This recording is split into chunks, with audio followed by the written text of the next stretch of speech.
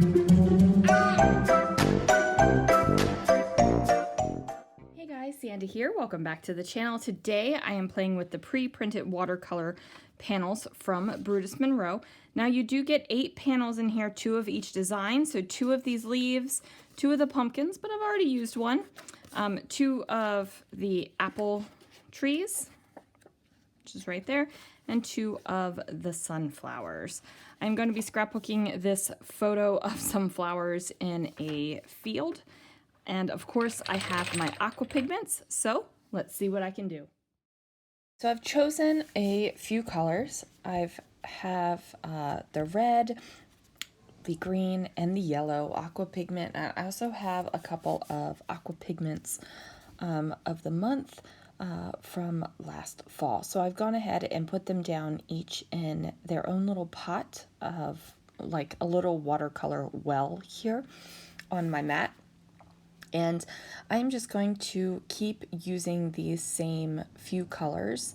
And what I'm going to do is just keep using those colors to make new colors. So I don't have to add any more colors besides the few that I've picked out. What that's allowing me to do is make my colors brighter green, more of a darker green. I'm going to get into some reds and some oranges, and I'm even going to make brown by using all the colors together. Now, I am just using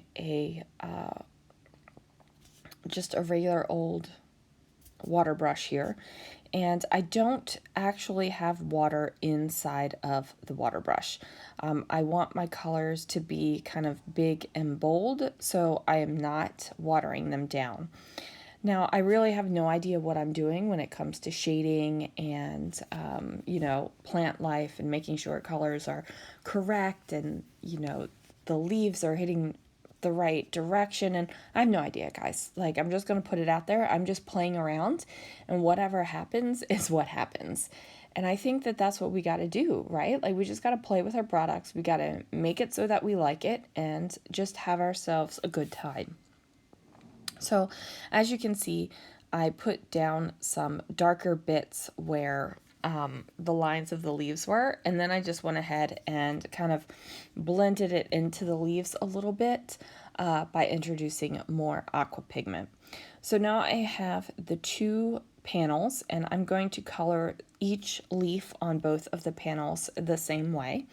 That way I'm getting some consistency in the leaves, and I'm also not having to come up with new colors for every single leaf. I mean, I've got 5 colors to choose from here, and I'm going to make new colors, so I don't want to have to do it every single time. I don't want to have a varying shade for every single one of these leaves. Now, some of the shades are similar, some of them are a little greener, some of them look like they've been around a little bit longer in the fall, but basically I'm just taking them and, just trying to add a little bits of color on the edges. I'm trying to get little bits of color on the leaves where the veins are of the leaves. And I'm just trying to make it look like something you would see in the fall. So if all of these leaves were thrown in a pile together, these are all colors that you would see. That is what my main goal is. I don't want them to just be straight bright green. I don't want them to be straight bright red. I don't want them to be straight bright yellow. Like, I want it to look like it actually did happen in nature. So even though I have no idea what I'm doing, even though I have no idea how to shade and do all the technical things with these aqua pigments to make them work like gorgeous watercolors that they are, I'm trying to make it look like if I threw them all in a pile, it would definitely look like a pile of autumn leaves. So there I am. I do the yellow, and then I bring in some green, and then I'm going to overlap the yellow again. So basically I'm just mixing the colors on top of the leaves. Now eventually you guys, I will realize, oh, hey, you know what?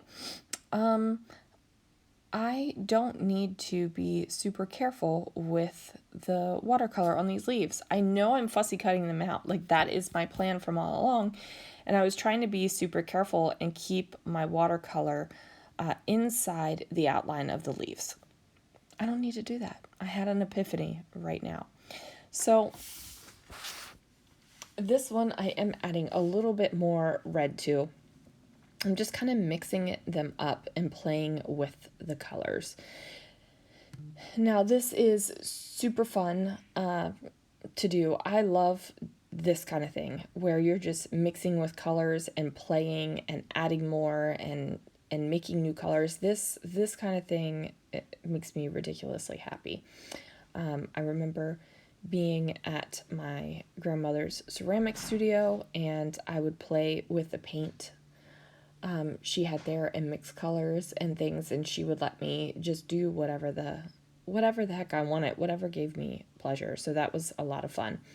Now I am going to confess to you guys, see those the ones I just finished coloring with the super small individual leaves? I don't cut those out. I don't fussy cut those out.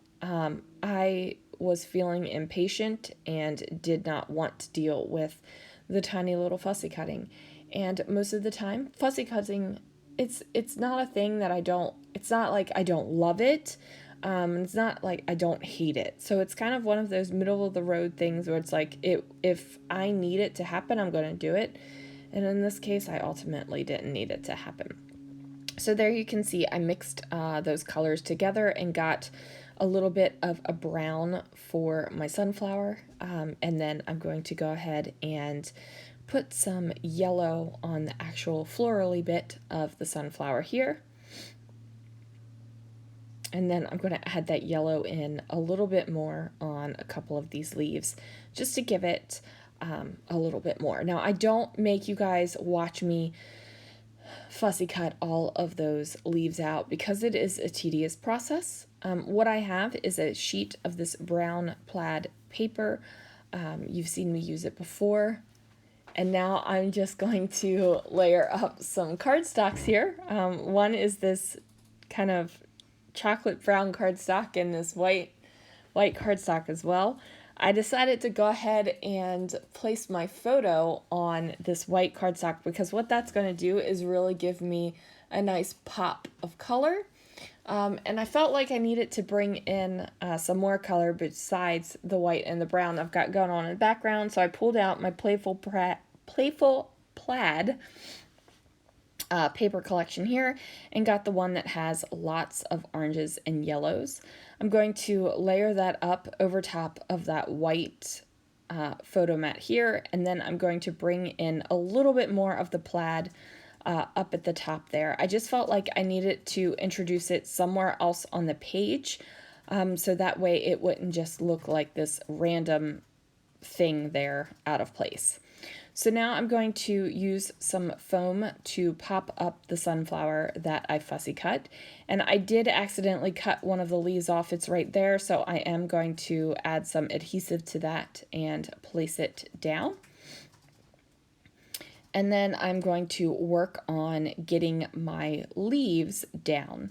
So I have the Fall Forest chipboard stickers and they're almost gone. I've almost used all of them, but I still had this orange and white word that says harvest, so I thought that that would be pretty up at the top with a leaf behind it.